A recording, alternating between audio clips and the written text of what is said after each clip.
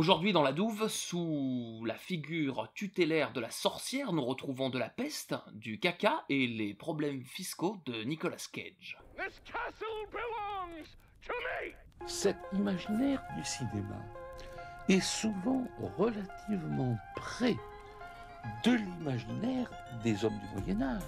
Tous les films sont en costume, tous les films sont en décor, tous les films sont des univers fabriqués. Parfait! Pas tous les jours qu'on a un décor comme ça. Alors je vais le photographier avant qu'on le démolisse. As an artist, if it's not true, I wish it were. Je ne filme pas le patrimoine. Je filme des gens qui ont mal, qui ont froid, qui aiment, qui se déchirent. But why? Historiquement parlant, c'est un film qui est très bien fait. Mais cinématographiquement, c'est une merde. Jetez-moi ça, mais jetez-moi ça dans les douves. Bienvenue à vous qui nous rejoignez dans la douve. Et aujourd'hui, on retourne au pied des remparts de notre château de podcast avec une notion toute médiévale, la sorcière. C'est une époque qu'on n'avait pas abordée depuis le premier podcast avec le Robin des Bois de 2018, dont on pouvait se demander s'il se passait réellement au Moyen-Âge. Pour discuter cinéma et histoire et paganisme et bubon, j'ai avec moi mes plus fidèles collaborateurs, Pierre Udren d'abord. Bonjour à vous. Et Édouard Fabier. Bien le bonjour. Et donc, sans plus de préambule, nous allons vous présenter notre petite sélection, notre petit corpus, puisque, il faut bien le dire, on a thématisé cette émission autour d'Halloween, et donc on s'est demandé ce qu'on pouvait faire avec, en termes de films historiques et de films d'horreur. Alors des horreurs, il y en aura au menu, mais pas seulement avec la coupe mulet de Nicolas Cage. À toi, Pierre Udren. Je vais commencer directement par la coupe mulet de Nicolas Cage. En fait, on cherchait trois films avec quand même peut-être une thématique un petit peu plus médiévale dans l'idée en tout cas, puisque c'est ça qui nous intéresse aussi. Très rapidement, du coup, l'idée qui nous est venue, en fait, c'est de parler de Black Death, qui est un film réalisé par Christopher Smith, sorti en 2010. Qui relate les aventures d'une bande d'inquisiteurs plus ou moins à la recherche d'un nécromancien sur des terres décimées par la peste. Dans la foulée, évidemment, nous est revenu en tout cas des souvenirs de cinéma d'un film qu'on avait vu en salle en 2011, titre original Season of the Witch, titre français, on va en parler, Le Dernier des Templiers, aucun rapport, film de Dominique Senna dans lequel on peut retrouver Nicolas Cage avec une coupe de cheveux assez formidable comme il arborait pas mal à l'époque. Et du coup, histoire d'avoir quand même un film qui soit un petit peu plus thématisé vraiment centralement autour de la figure de la sorcière, on a aussi décidé de parler de The Witch, donc un film qui se passe pas à la même époque puisque on est sur un 16e siècle si je dis pas de bêtises. The Witch, un film de Robert Eggers qui est sorti en 2015. Voilà un petit peu pour notre sélection. Sans transition, les loulous, qu'est-ce que vous en avez pensé, vous, de ces films? Édouard? Écoute, je pense que comme tu l'as annoncé, celui que j'ai le moins aimé, c'est peut-être celui avec Nicolas Cage, le Season of a Witch, qui, ma foi, présente plutôt des aspects, on va dire, fantastiques et parfois un peu peut-être de série B.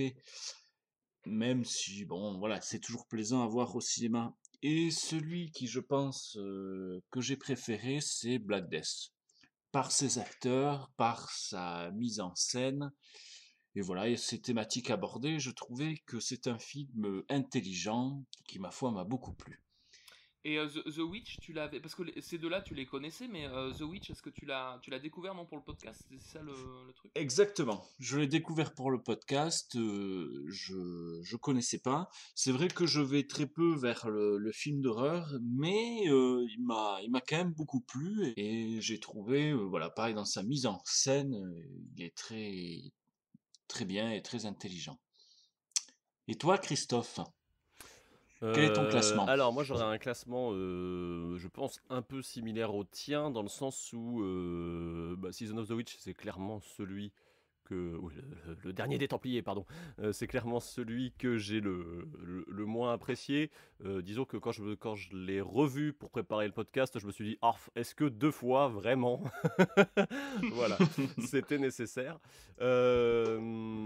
Concernant les autres films, Black Death a un statut un peu particulier, mais je pense je sais pas si j'aborde le contexte de sortie maintenant ou si On va en parler peut-être après. on en parlera après. Mais du Ouais. coup, c'est le contexte de la sortie de Black Death fait que à cette époque-là, le film il était vraiment calibré pour me plaire, quoi. C'est un film comme tu l'as dit, qui est très malin, qui arrive à compenser par l'intelligence de son propos le manque de moyens qu'il a, qui est assez évident, même à l'écran quand on le voit, et qu'on arrive à oublier. Donc c'est quand même une belle perf. C'est des films à budget très différent, je pense on peut le mentionner ici. Season of the Witch étant à 40 millions de dollars si je ne m'abuse. Black Death 5 millions et The Witch 25 ou un truc comme ça. Non. Attends, 25, Non, on avait 25 c'était, je pense à Iron Can en fait, c'est pour ça. Oui, Mais non, ouais. c'était autre chose, je crois qu'on avait estimé que c'était probablement entre 5 et 10, un truc comme ça. Et donc voilà, donc on n'est pas du tout sur les mêmes budgets, mais voilà, The Witch je l'ai découvert pour l'occasion et je dois bien le dire, c'est un film qui m'a beaucoup plu, que je reverrai avec beaucoup de plaisir, enfin si tant est qu'il te mette mal à l'aise, mais je pense que c'est un film que tu peux décrypter, que tu peux revoir, il y aura toujours un truc à en tirer, et un peu comme Black Death du coup, et voilà, du coup c'est chouette. Et toi Pierre? Bah alors bon, un petit peu pareil que vous. Alors moi, les 3 films, je les avais vus. Les 3 films, ils ont un truc attirant parce que c'est du cinéma de genre, donc en fait, je trouve que il y a ce truc-là intéressant de traiter du cinéma historique. D'habitude, tu vois, on a une vision, le cinéma historique, ce n'est que du cinéma historique. Là, forcément, c'est dans un contexte de cinéma de genre et du coup, ça pousse un peu les curseurs. Et j'ai revu les 3 avec un certain plaisir. The Witch, m'avait beaucoup plu. Je trouve qu'il y a un travail qui est vraiment extrêmement qualitatif et on est sur un très très bon film. Je trouve que Black Death a effectivement peut-être ma préférence aussi, mais parce qu'il y a un contexte un peu sentimental. Je pense qu'on l'a vu au moment de sa sortie. Je trouve que c'est un film qui est très marrant parce que c'est sous ses aspects de petite série B un petit peu crasse-pouille. En fait, c'est un film qui a quand même qui est très malin. Et qui est même un peu filou en fait. Et moi j'ai un attachement assez particulier à ça. On va parler des parties pris de réalisation de Black Death et autres. Et du coup j'ai beaucoup aimé. Et le dernier des Templiers, en le revoyant, je me rappelais, du coup j'ai vraiment les souvenirs de la séance de cinéma qui me sont revenus. Et vraiment la petite goutte au front de me dire putain mais c'est vrai qu'il y a de la 3D dans ce film et qu'elle est pas bien gérée du tout. Néanmoins en le revoyant, j'avais le sentiment, tu vois, vraiment d'une espèce de semi-nanar, et en fait, en le revoyant, c'est plus d'un semi-gâchis, parce qu'il y a quand même plusieurs trucs qui sont vraiment bien foutus dans Season of the Witch, en termes de costumes, en termes d'éclairage, en termes même d'interprétation d'acteur. On rigole de Nicolas Cage, mais en fait, il est plutôt là, il est plutôt à froid dans celui-là. C'est pas celui où il cabotine le plus. Non, c'est ça, il est même plutôt discret. Et puis alors, moi j'aime bien Nicolas Cage, il y a un côté, je trouve que sa persona déborde vraiment sur les films, et moi je trouve donne un côté très, très sympathique. Mais du coup, en le revoyant, c'est surtout un film qui, s'il avait mieux utilisé son énorme pognon, aurait pu être absolument génial, quoi, je trouve. Donc voilà un petit peu, moi, mon avis sur ces 3 films. L'un de nos frères est mort ce matin. Même le monastère n'est plus à l'abri, il faut que tu t'en ailles. Je m'appelle Ulrich, représentant de l'évêché. L'évêque a entendu dire qu'un village ne souffrirait pas du mal qui ronge le royaume. On parle même d'un sanctuaire épargné par la peste. Il faut que j'aille voir par moi-même pourquoi ce village est épargné. Nous partirons à l'aube.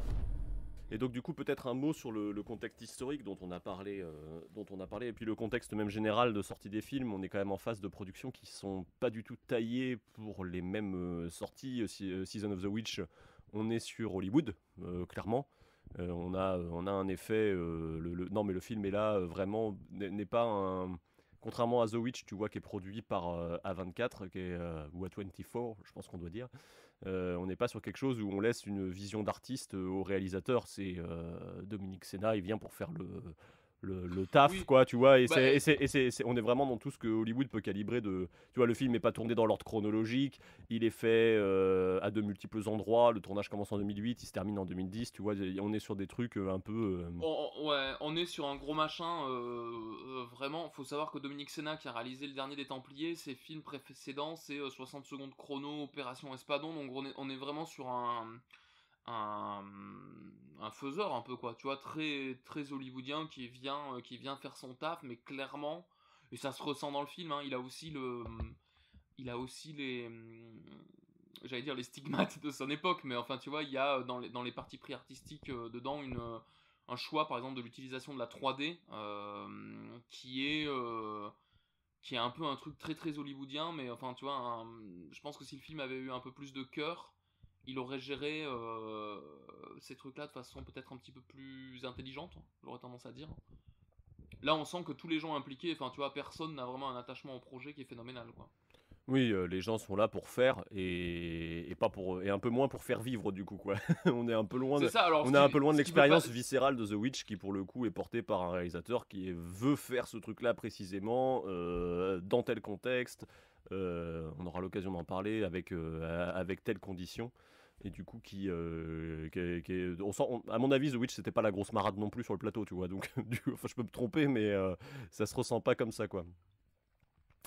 Et du coup, pour reparler un petit peu de ce contexte un peu particulier qui nous a touché autour de Black Death, et qui fait qu'aujourd'hui on a un certain affect pour le film, on est dans ces années 2010-2011 sur, je pense, le Moyen-Âge qui nous a marqué, nous. On aura l'occasion de faire d'autres podcasts, je pense, sur d'autres films de cette période.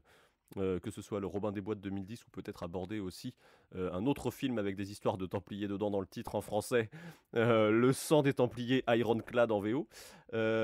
Toujours est-il que Black Death sort en 2010 pour les anglo-saxons et chez nous en France en 2011, c'est un direct to DVD qui sort la semaine de la sortie de Game of Thrones, donc le 1er avril 2011, et c'est pas un hasard si un producteur a acheté les droits pour le sortir directement avec la tronche de Sean Bean sur la jaquette à cette période. De manière générale, on va avoir dans ces années-là l'empreinte un peu de Game of Thrones qui va remettre un coup de boost au film de fantasy, et je pense que peut-être Season of the Witch qui sort à cette période, même s'il sort avant la saison 1 de Game of Thrones, participe aussi à ce renouveau, puisque l'année d'après on aura le Hobbit et compagnie, donc on est en espèce de reboot de fantasy qui avait eu ses heures de gloire en 2001, et 10 ans plus tard on essaye de remettre un coup, quoi. Et... C'est ça, ouais. On était un peu, moi j'ai l'impression, sur, tu vois, le Seigneur des Anneaux. Alors du coup, c'est pas un film historique, mais ça a drainé toute une volonté de faire du film en costume et du coup dans une thématique fantasy. Et en fait, là, les films dont on parle, du fait qu'ils sont dans cette ambiance de cinéma d'horreur aussi, très rapidement, tu bascules vers du fantastique, et des fois, t'es à la limite entre un film historique et de la fantasy. Et je pense que... Après le Seigneur des Anneaux, tu vois, c'est un petit peu redescendu, et là on est dans une période où justement on va explorer un peu ce Moyen-Âge un petit peu dark et un petit peu, tu vois, période de la peste, période où on est sur du légendaire un peu ésotérique, ce qui permet de faire de films de fantasy à petit budget, un petit peu aussi. Et justement, Game of Thrones qui sort cette année va complètement embarquer ce truc-là. Et maintenant, tu vois, 10 ans plus tard, on est plus dans une période où justement la série Vikings, je pense, est arrivée, et tout ce qui est film historique un petit peu médiéval ou autre va plus se concentrer justement sur des figures de Vikings, sur des figures qui sont globalement issues plutôt du haut Moyen-Âge, quoi, d'un Moyen-Âge qui est beaucoup plus tardif et qui est beaucoup sombre aussi. Qui est pas tardif, du coup, qui est beaucoup plus... Non, qui est pas tardif, qui est plus... ouais, pardon, ouais. Qui est plus avant, finalement, alors que la période 2010-2011 va même un peu avant et un peu après s'intéresser plus au Moyen-Âge central. Donc pour récapituler ces histoires de différentes périodes du Moyen-Âge, je vais passer la parole à Edouard, je pense qu'il pourra nous mettre les points sur les i. Alors, tout à fait. Du coup, pour fixer les limites temporelles, le Haut Moyen-Âge va commencer en 476 et finir en l'an 1000. Voilà, hein, c'est pour mettre vraiment des dates dessus. Globalement, ça correspond à la chute de Rome d'un côté et la première croisade de l'autre, quoi. Quasi. Voilà, quasi, voilà. Pour le Moyen-Âge dit classique ou central, il fait 11e, 12e et 13e siècle. Voilà, c'est, on va dire, les crises de la fin du Moyen-Âge, le début de la peste noire, tout ça vont marquer la fin de ce... Et t'as la Renaissance du XIIe siècle aujourd'hui qui est quelque chose qui est un peu admis chez les historiens qui vient se placer à cet endroit-là, quoi. Exactement, voilà. Et ce Moyen-Âge classique les événements marqueurs, notamment en France, de la fin de ce Moyen-Âge, ça va être aussi les guerres de 100 ans, la peste noire, et les crises. Et d'un point de vue de l'imaginaire, ça va être toute la littérature arthurienne qui va beaucoup popper à ce moment-là et qui va nourrir les représentations du Moyen-Âge d'Hollywood des années 60 dont sont issus un peu ces films aussi, quoi. Et pour finir, le Moyen-Âge tardif, il s'étale du coup du XIVe au XVe siècle pour ensuite bien sûr enchaîner sur, on va dire, la Renaissance globale de toute l'Europe, parce que est important de mentionner que par exemple l'Italie, pour elle, sa Renaissance s'est fait du XIIIe au XIVe siècle. Voilà, elle est 2 siècles avant, on va dire, le reste de l'Europe, la Renaissance italienne. Voilà. Et du coup, Edouard, puisque tu as la parole, on va pouvoir s'interroger sur l'historicité de ces 3 longs métrages avec des périodes assez variées. Enfin, il y en a 2 qui sont concomitantes et puis une troisième qui géographiquement et historiquement est quand même plus éloignée.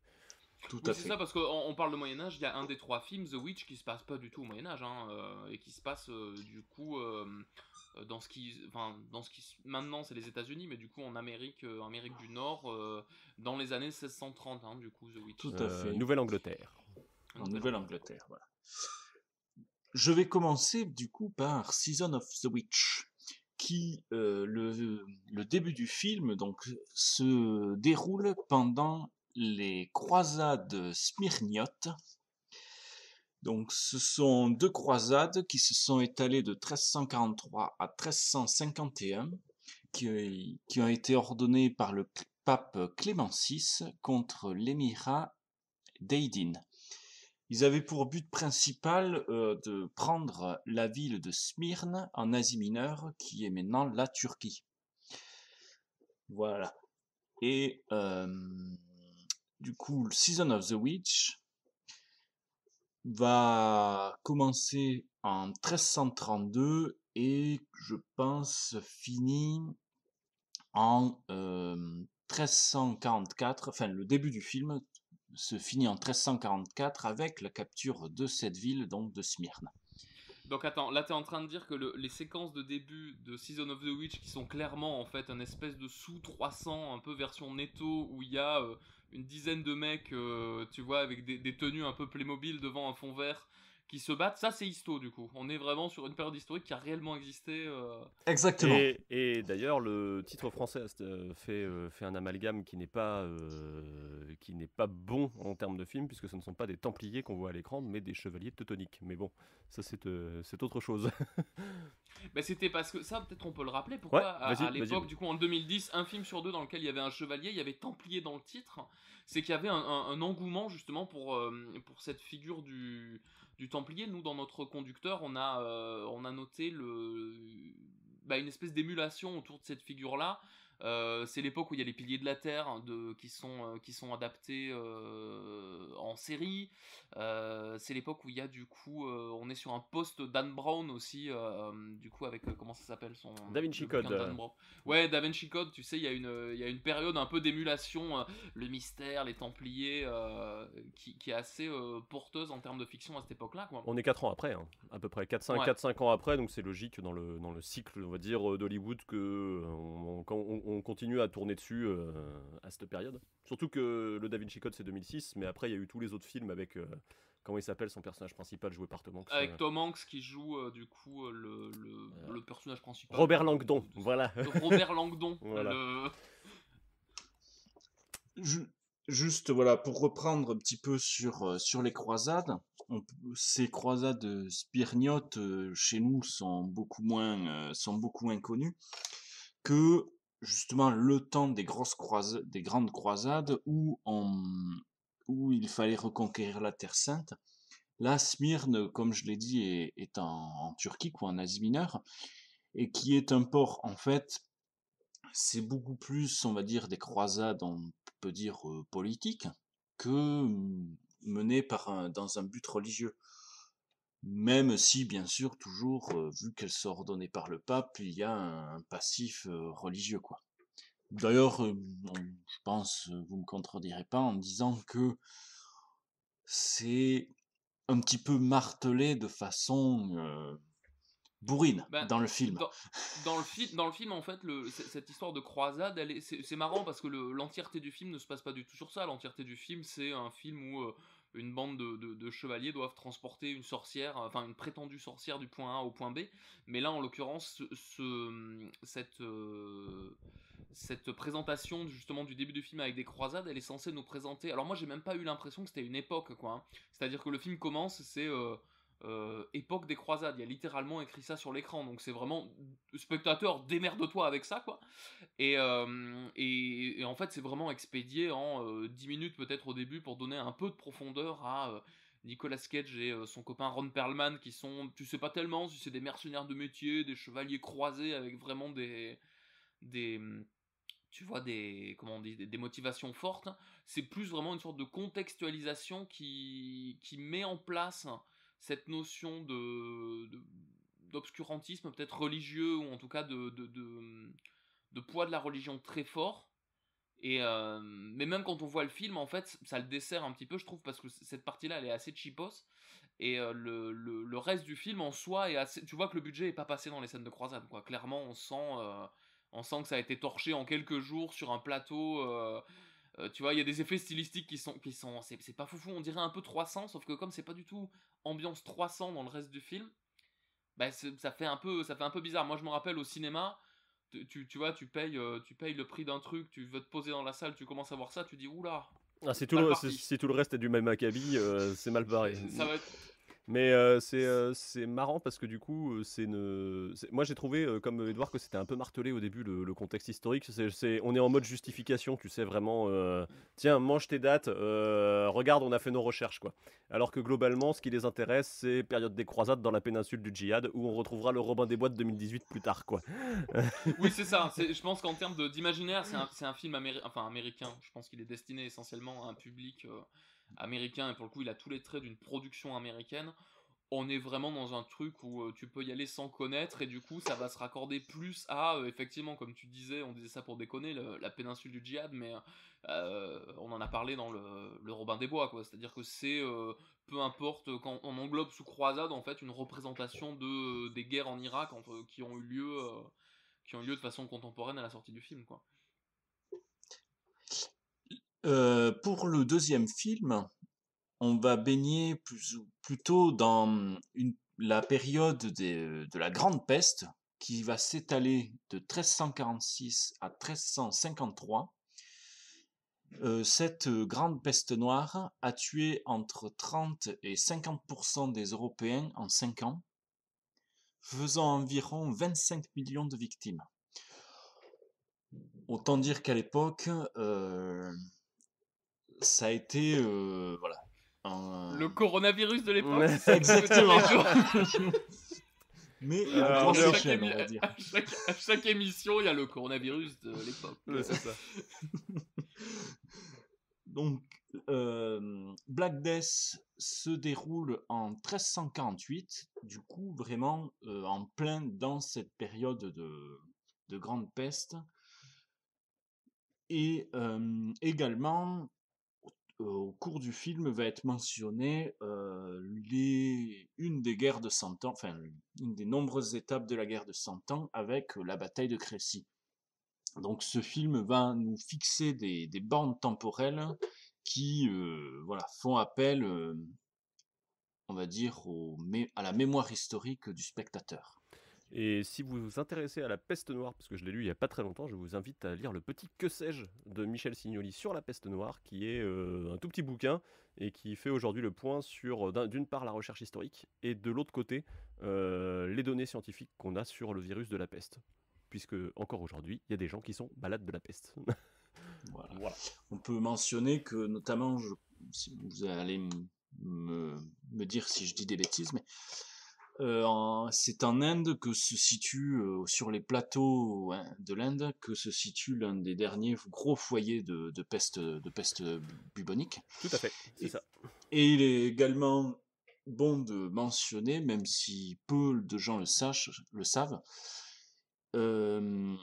la fin de la guerre de 14-18, il y a eu la grippe espagnole, mais la grippe espagnole a été aussi, on va dire, le bouc émissaire, car il y a eu aussi des cas de peste qui ont été, en fait, à la fin de la Première Guerre mondiale, il y a eu des cas de peste, mais on a dit que c'était plutôt la grippe espagnole, afin de ne pas éveiller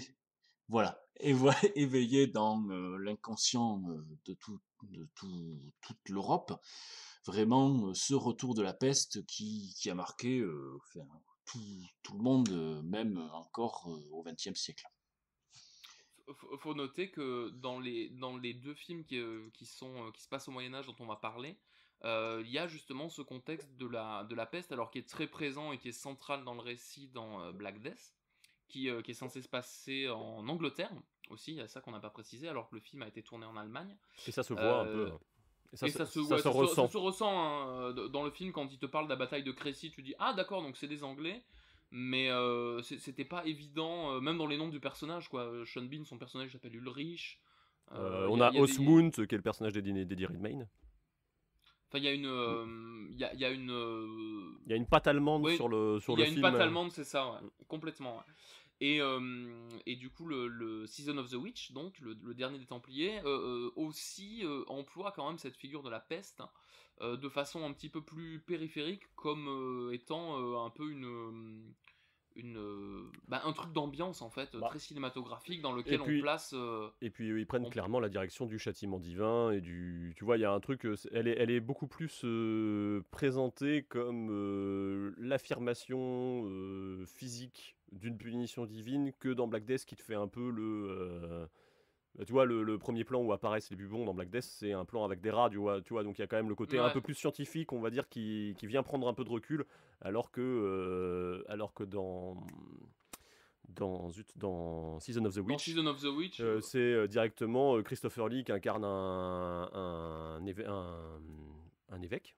Un évêque qui a des bubons sur la tronche. Et ce qu'on peut signaler d'ailleurs dans les deux films, on a les masques de la peste qui vont être eux par contre beaucoup plus tardifs puisqu'ils datent des pestes du XVIIIe siècle.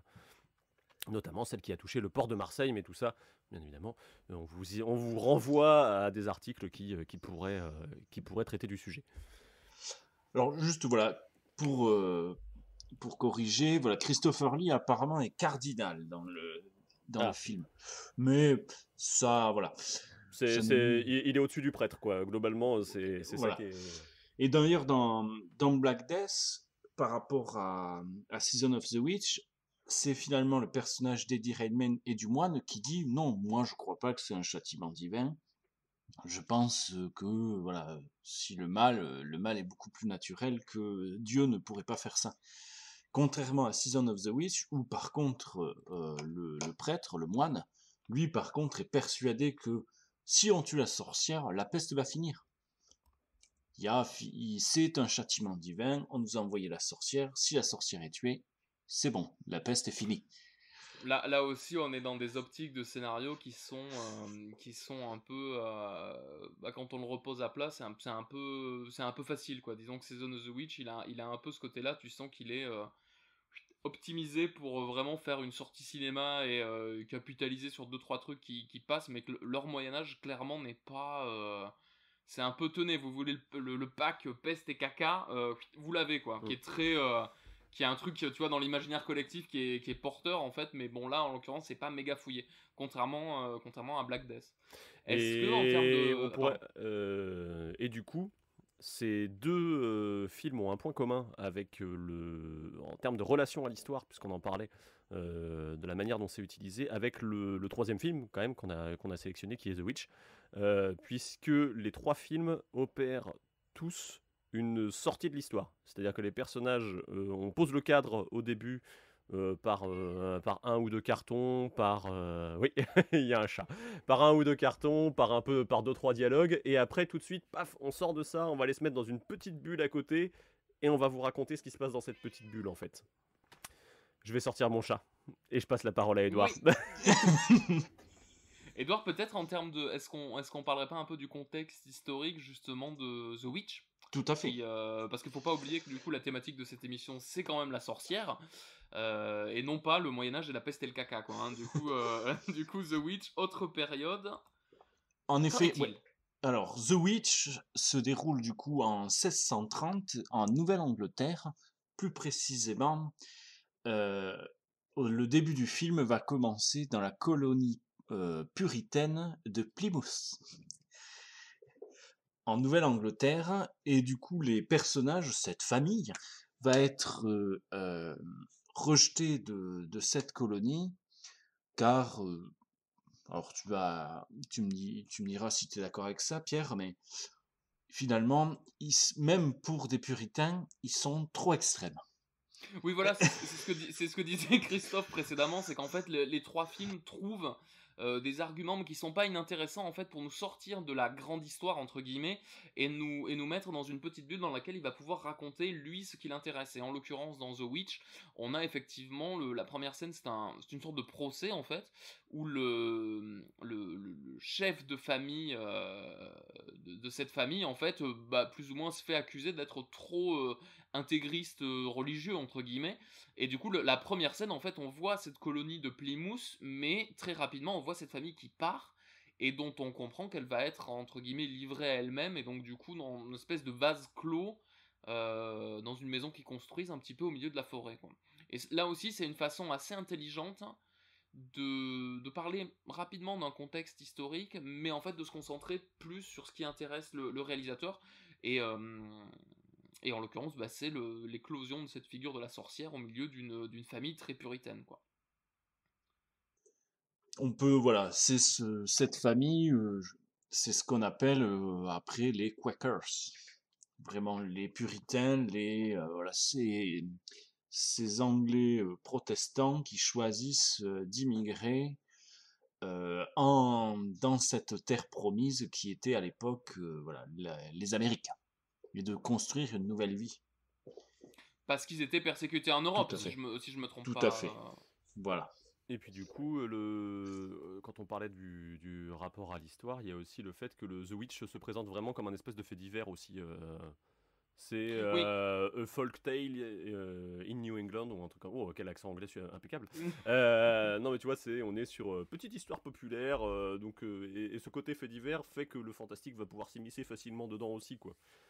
Même dans son aspect visuel, en termes de graphisme, juste The Witch, rien que l'apparition du titre, il est écrit à l'ancienne comme on pouvait le trouver dans des bouquins imprimés de l'époque, donc avec une typo très début de l'impression, et avec vraiment The Witch est écrit V-V-I-T-C-H. Du coup il y a aussi cette orthographe juste dans le visuel du nom qui interpelle aussi, quoi. Alors je sais pas si moi je l'ai vu du coup avec les je l'ai pas, je vais le dire, je l'ai pas vu avec les sous-titres officiels, je pense, mais est-ce que vous aussi, du fait que le film est en vieil anglais, les sous-titres avaient été faits en vieux français?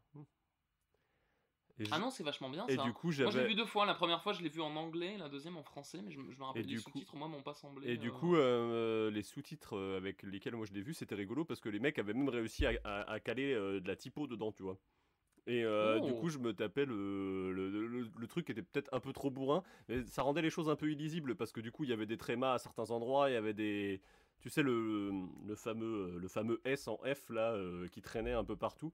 Et du coup, ça la rendait un peu fastidieux, mais je me suis dit, si ça rend... les gens qui ont fait ça ont peut-être fait ça dans l'idée de rendre l'expérience pour des anglophones de qu'est-ce que c'est que d'entendre du vieil anglais aujourd'hui, quoi.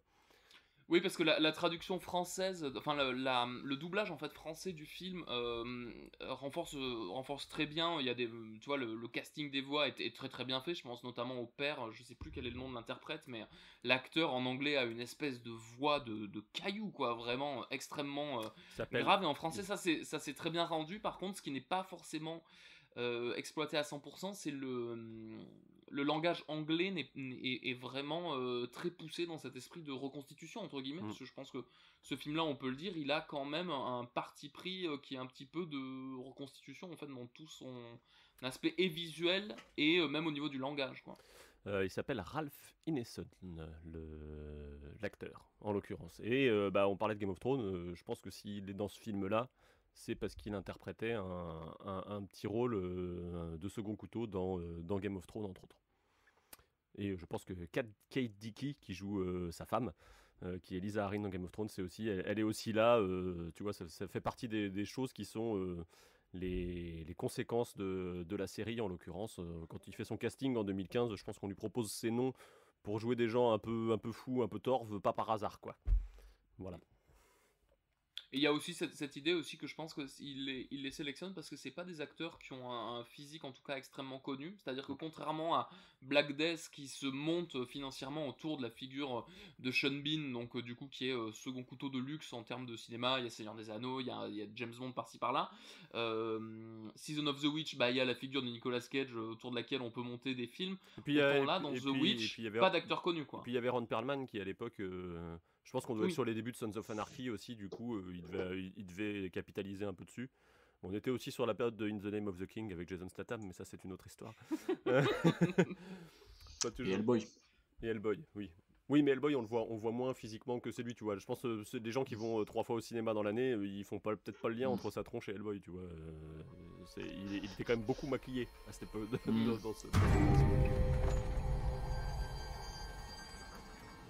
What went we out into this wilderness to find? Leaving our country, kindred, our fathers' houses. For what? For the kingdom of God. Let us pray.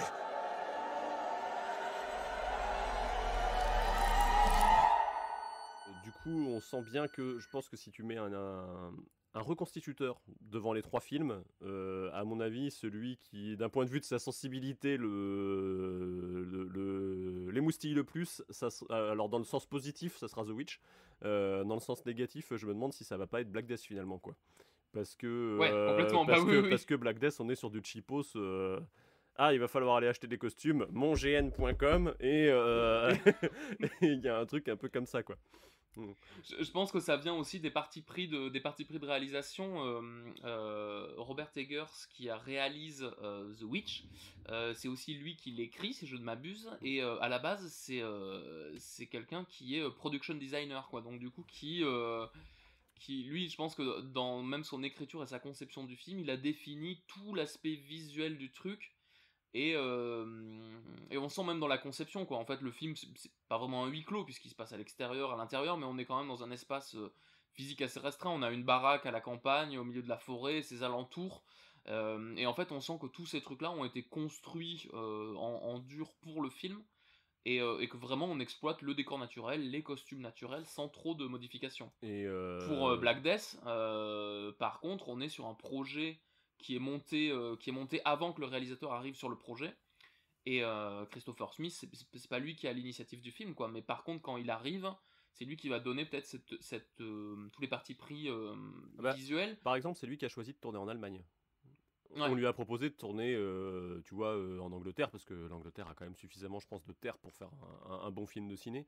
Mais c'est lui qui a fait le choix, comme il avait déjà tourné en Allemagne et qu'il aimait bien la manière de travailler des équipes allemandes, d'aller tourner là-bas, quoi. Je pense qu'il y a aussi des raisons financières derrière, mais ça fait partie des choix que lui a impulsé. Il a dû dire, ça coûte moins cher en Allemagne et moi je connais du monde, tu vois.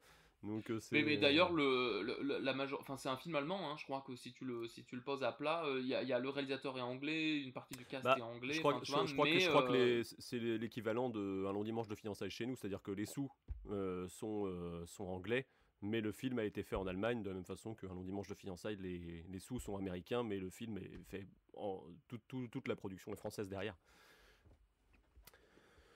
Et pour parler des costumes, du coup, Season of the Witch, on est sur une scène, un costume un peu. Oui, c'est ça. Season of the Witch, moi, c'est ce qui m'a le plus surpris, vraiment. J'avais ce souvenir d'un truc un peu. D'un film un peu nul à plein d'égards, et en fait, en le revoyant, je me suis dit, putain, mais les costumes sont vachement bien. Et alors, ça fait un peu mal de se dire, écoutez, ce film, il était vraiment pas top, mais les costumes, ils étaient vraiment bien. Mais là, pour le coup, je sais pas qui est la personne qui a géré les costumes sur Season of the Witch, mais on sent, là aussi, que c'est quand même une production qui a du pognon. C'est-à-dire que les 40 millions, on voit où ils sont passés. Nicolas Cage, il change de costume à peu près, tu vois, une fois toutes les 2 scènes dans le film. Et on sent qu'il n'y a pas de volonté d'être historique. Hein, c'est-à-dire qu'on est vraiment dans un imaginaire très... qui touche beaucoup plus à la fantaisie, quoi. C'est-à-dire qu'ils ont des capes avec de la fourrure, des espèces de petites boucles de ceinture en cuir un peu partout. Des assemblages de textures, de tissus qui peuvent des fois être un peu grossiers, des fois être un peu plus fins. Et je trouve que vraiment le costume et éclairage de Season of the Witch, on voit qu'on est quand même sur un truc qui a beaucoup de sous, quoi. Et qui est assez bien taillé. On n'est pas du tout dans une réalité historique, mais je pense que c'est à signaler, quoi. Parce que voilà, s'il y a un truc, au final, à retenir de ce film-là, c'est quand même ça. Je pense que c'est aussi par rapport à une certaine logique, tu vois. À mon avis, The Witch, c'est vraiment un tournage, genre les mecs qui sont arrivés, ils ont monté le décor, ils ont tourné le film dans la foulée, un peu, tu vois, pas du tout de manière décousue. Je sais pas s'ils l'ont tourné de manière chronologique, mais en tout cas, ils l'ont tourné, je pense, d'un bloc. Black Death a été tourné, on peut le signaler, c'est un des rares films à avoir été tourné dans l'ordre de l'histoire. Donc les acteurs ont vraiment vécu ce truc-là en même temps. Et quand on déchire la chemise de Sean Bean à la fin, c'est la seule. Hein. Ouais, c'est ça, on le sent bien. Ouais. Et du coup, Season of the Witch, lui, est vraiment typique hollywoodien. À mon avis, il est tourné, tiens, on a tel plateau en Autriche à tel endroit avec tel costume. Du coup, quand on va aller tourner cette scène-là, ça sera pas le même costume parce que de toute façon, le temps de transporter le truc, ça va pas être possible. On va juste trimballer les acteurs à un autre endroit. On a déjà tout préparé pour eux. Donc ça correspond à une certaine logique aussi en termes on va dire de montage de film. Et pour te répondre, du coup, le mec qui a bossé sur les costumes, il répond au doux nom de Carlo Poglioli. Et il a bossé sur pas mal de productions. Il a bossé sur le Van Helsing qui était sorti un peu avant. Avec Hugh Jackman, ça se sent un peu. On sent cette influence, hein. On sent finalement, je trouve que Season of the Witch, il renvoie plus à des films comme, je pense, Van Helsing ou Solomon Kane. Je sais pas s'il était sorti avant ou après. Mais c'est la même période, hein, je crois. Hein. Ouais, c'est ça. Du coup, c'est ce qu'on disait, quoi. C'est un historique, mais qui est plus une sorte de dark fantasy. C'est ça. Il a aussi bossé pour Abraham Lincoln, chasseur de vampires, donc vraiment ce type de film, et Les Brumes d'Avalon, quand c'était un téléfilm, mais il y a très très longtemps. Enfin voilà, donc du coup, et récemment, voilà, c'est ça que je cherchais, il a bossé sur The New Pop et Waiting for the Barbarians, donc du coup, pas du tout les mêmes ambiances. Oui, complètement, voilà. Mais on le sent, hein, on sent que les costumes sont extrêmement travaillés, mais que pas du tout dans le sens de justement faire un truc qui ait une crédibilité historique. Au contraire, ils ont vraiment quelque chose de très... ils sont un peu pop, quoi. Justement, ils ont ce truc-là. Tu parlais de The New Pop, du coup... ce qui est un truc très clinquant. Je trouve qu'on sent ça, en fait, dans les costumes, quoi. Il y a... même quand c'est crade, c'est du beau crade, quoi. Tu vois, il y a un peu... Alors que Black Death, quand c'est crade, tu sens qu'il n'y a pas le choix, quoi. C'est vraiment balayé sur la boue, donc ça va être moche, quoi. J'ai vérifié, Van Helsing est sorti en 2004, Solomon Kane en 2009. Ouais, tu vois, d'accord, donc on est vraiment la même période. On est dans cette continuité-là, quoi. Et Solomon Kane qui est quand même bien inspiré, on peut le dire, pour ceux qui ne connaissent pas, c'est l'adaptation de nouvelles de Howard, le papa de Conan le Barbare, avec un personnage, on peut le dire, de puritain, qui va aller combattre des démons. Donc on est un peu sur la même thématique. Voilà, ce serait plutôt à caler en fin de soirée avec Season of the Witch si vous devez choisir un petit ordre pour regarder tous ces films-là, quoi. Avec surtout des copains, des popcorn et de la bière. Hein. C'est vraiment... c'est tout seul, c'est chaud, quoi. Je suis Bémen de Blaybrock. Templier, ton nom est devenu légendaire. Tu dois amener la sorcière à Sellerak. ou tu détruiras ses pouvoirs. C'est elle la sorcière? Ce n'est pas ce que je vois. J'emmènerai la fille, mais si elle n'est pas celle que vous dites, vous ne la brûlerez pas. Tu n'es pas comme les autres. Tu crois que je suis une sorcière, Bemen? Ne vous faites pas abuser. Elle voit les faiblesses qui entravent nos cœurs.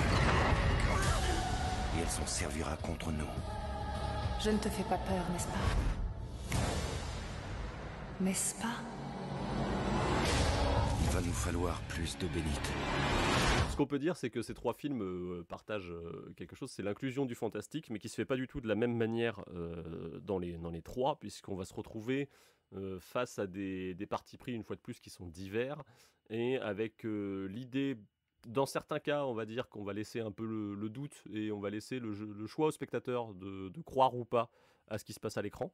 Et de se faire sa propre idée, tandis que dans d'autres cas, on va être dans l'affirmation peut-être plus manifeste de l'existence de Dieu et du diable. Ce qui nous renvoie du coup un peu au traitement de la religion à l'intérieur des trois films. Qu'est-ce que vous en avez pensé, vous, de votre côté? Édouard, peut-être? Alors, je dirais que dans deux, le fanatisme est vraiment montré clairement dans les personnages. Que ce soit dans The Witch ou dans Season of the Witch, du coup, il y a un personnage qui est fanatique. Il y a un personnage qui, de toute façon, faut buter les sorcières. Si on les bute pas tous, le mal va se répandre. Alors que dans Black Death, au final, les personnages il me semble, sont moins fanatiques, hein, voire même on a l'impression qu'ils évoluent dans une société fanatique, mais que eux ont le recul nécessaire pour peut-être pour éviter ce piège du fanatisme. Qu'est-ce que t'en penses, Pierre, toi? Non, oui, je suis d'accord avec toi. Ou alors, en tout cas, ça dépend peut-être des sujets du film. Je pense que l'obscurantisme religieux et le fanatisme, c'est vraiment le sujet profond de Black Death. Je pense que sur The Witch, on est plus dans quand même une idée aussi de la sorcière. Peut-être c'est le film qui se rapproche, tu vois, le plus de cette idée d'émancipation féminine que peut être la figure de la sorcière. Et en l'occurrence, là, on a une présentation très étrange parce qu'elle est passée au prisme, tu vois, par le prisme du film d'horreur, mais en fait d'une émancipation d'un personnage féminin au sein d'un environnement qui est extrêmement contraignant d'un point de vue notamment religieux, mais patriarcal aussi. Et sur le troisième film, Season of the Witch, c'est un peu la fête du slip, quoi. C'est-à-dire qu'on est vraiment dans cette idée de une sorcière, il y a un démon, et en fait tout ce truc-là, à aucun moment, je pense, va vraiment être remis en cause. C'est-à-dire qu'au début du film, avec cette idée de croisade, on a les personnages qui moi ça m'a marqué en fait, puisqu'on a Nicolas Cage à un moment, tu vois, ils assiègent une ville, puis ils butent une femme, tu vois. Et d'un seul coup, ça le choque. Alors qu'on vient de te montrer pendant les 5 premières minutes qu'il bute tout ce qui passe depuis 10 ans. Et là, d'un seul coup, il se dit oh putain, peut-être ce que je fais, c'est pas bien, quoi. Et du coup, on a vraiment des personnages qui se remettent en question. Et puis c'est tout. C'est-à-dire qu'après, on leur dit oh là là, il y a une sorcière, il faut l'amener à tel endroit, il va y avoir son procès. Peut-être qu'on va pouvoir délivrer le monde de la malédiction. Ils sont là, d'accord. Et si tu veux, tu te dis, il pourrait y avoir une interrogation, un cheminement intellectuel, une question. Pas du tout. C'est pas possible, puisque à la fin, le film assume complètement sa dimension, on va dire, fantasy, parce qu'on passe vraiment du fantastique à la fantasy à ce niveau-là. Le démon apparaît et tu as ton combat contre le démon. Moi, j'avoue, en revoyant le film, je me suis dit, putain, on est quand même un peu dans un... Il y avait un truc un peu catholicisme américain là-dedans qui me gênait un peu, tu vois, par l'affirmation de la présence du démon, le pouvoir de Dieu existe sur Terre, quoi. Du coup, et je trouve que c'est, je sais pas, moi c'est quelque chose qui me je vais pas dire qui me chagrine, mais qui me fait prendre un recul immédiat par rapport au film, ce que je n'ai pas fait avec les deux autres, tu vois, par exemple.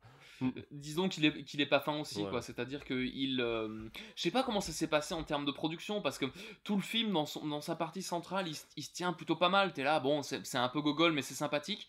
Et à un moment, on a vraiment cette sorcière qui vrille et qui se transforme en espèce de monstre en 3D.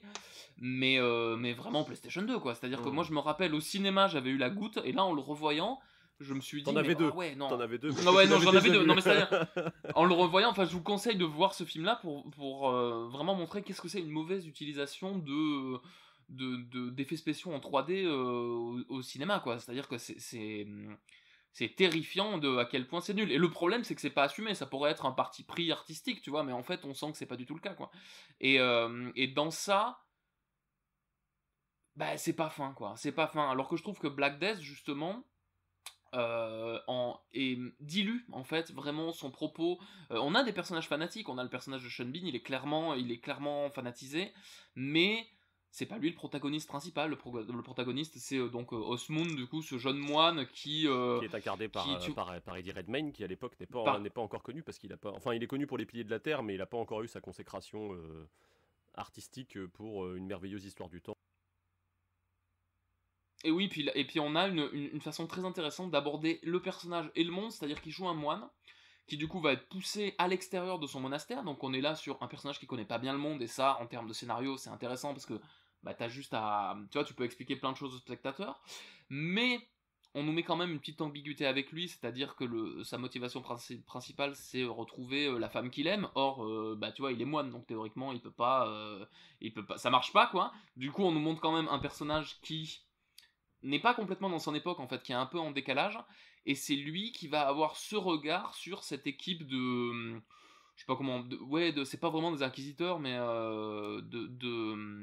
je sais pas, on a l'impression que c'est des répurgateurs de Warhammer, un petit peu, tu vois, cette équipe-là, qui vont chasser un nécromancien, mais lui, il a quand même cette vision de ce que pourrait être le spectateur, et d'une personne normale, en fait, qui voit ça.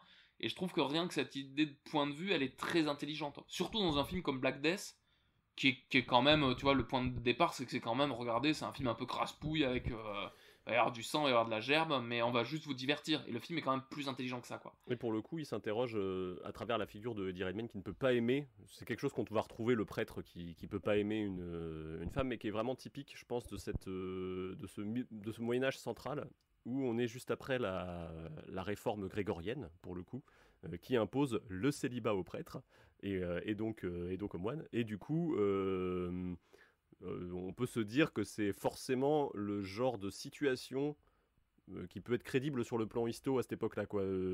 Qu'est-ce qu'on fait ? Est-ce que la réforme grégorienne, elle s'applique jusque dans le trou du cul du monde, du coup, ou est-ce qu'il y a une tolérance, tu vois, comment ça se passe en termes d'application de ce texte-là ? Et du coup, bah, voilà, c'était juste pour placer un petit point historique sur le célibat et la vie monastique, parce que on peut préciser que dans les institutions catholiques, pendant 1000 ans, quand même, le clergé avait le droit de se marier et d'avoir une descendance, ce qui va poser des problèmes d'ailleurs, mais ça c'est une autre histoire. Après, juste pour rebondir sur Sean Bean, quand même, dans le film de Black Death, on a l'impression qu'il a, on va dire, un semi-recul. C'est-à-dire, quand la sorcière, enfin la fille qui est accusée de sorcellerie, va se faire cramer, au lieu de la laisser à la foule, il préfère la tuer direct. Ah oui, c'est celle. Mais ça me fait rire, parce que on est quand même là dans un truc, c'est vraiment genre non, tu ne vas pas mourir. Il la détache et puis t'as un plan de loin où juste il la bute et tu te dis ah oui d'accord, on est sur un personnage qui est à sa façon humaniste, mais quand même ça va pas bien. En fait, les personnages de Black Death sont tous en nuances de noir, tu vois. Ils sont pas en nuances de gris, ils sont tous en nuances de noir. Même on en parlait quand on revoyait le film, la fin du film est d'une noirceur qui fait sourire, mais qui va avec le reste du ton. Tu vois, le film, il y a Black dans le titre du film, c'est pas pour rien, tu vois. Juste, oui, dans Black Death, dans cette petite troupe de mercenaires, si on peut dire, les seuls qui sont, on va dire, peut-être un peu plus gris que les autres, c'est l'homme barbu avec sa coupe mulet. et l'autre chevalier qui choisit plutôt que de mourir de la peste, de se faire tuer par coupe au bol, justement. Ouais, après une confession. Après une confession. Voilà. Et c'est rigolo parce que ce genre de scène, moi j'ai trouvé ça marrant parce que tu sens que c'est le genre de scène où ils ont fait un repérage. Ils sont arrivés, on va tourner dans une forêt de sapins, ils sont arrivés, les sapins étaient coupés, tu vois. Et du coup, ça donne une ambiance au truc. Ils sont dans une forêt, mais même la forêt, tu vois, elle a pris cher, quoi. Et c'est marrant. Ouais. Ça, en regardant le dossier de presse de justement Black Death, il y a plein d'informations qui sont assez intéressantes. C'est un film qui visuellement n'est pas beau, en fait. C'est un film où il y a eu une volonté dès le départ de mise en scène. C'est tourné en pellicule, alors que c'était l'époque où justement on passait quand même pas mal de la pellicule au numérique, justement pour des raisons de coût. Et il est quand même tourné en pellicule, mais il est tourné en 16 mm, ce qui donne un côté extrêmement granuleux à l'image. Il est filmé essentiellement caméra à l'épaule, et ça je pense que c'est à la fois une volonté de dynamiser un peu les scènes et de donner ce côté très documentaire. Ils le disent dans le truc. Très brut en fait. C'est ça, extrêmement brut, et lui, Christopher Smith, du coup, dit vraiment, nous on a voulu filmer ça comme une sorte de documentaire de film de guerre, en fait. Et en même temps, c'est des contraintes budgétaires aussi, parce que tu vas plus vite en filmant caméra à l'épaule que avec des positionnements de caméra un peu plus classiques et un petit peu plus posés, quoi. Et je trouve que dans sa forme, il y a quelque chose de très intelligent, parce qu'il est vraiment à l'unisson du propos et même de ce qu'on attend de lui. Je trouve que Black Death, c'est un peu un bon film caché, enfin c'est un film pirate un peu, quoi. C'est-à-dire que c'est un bon film assez intelligent caché dans ce qui pourrait être un slasher un peu merdique, quoi, tu vois, avec des costumes tout pétés et des tu vois, des acteurs qui viennent... Tu sais pas trop, quoi. Il y a ce truc là qui le rend, moi je trouve, extrêmement sympathique. C'est qu'on a vraiment un réalisateur qui a hacké une production et qui a hacké un film pour en faire quelque chose de plus intéressant.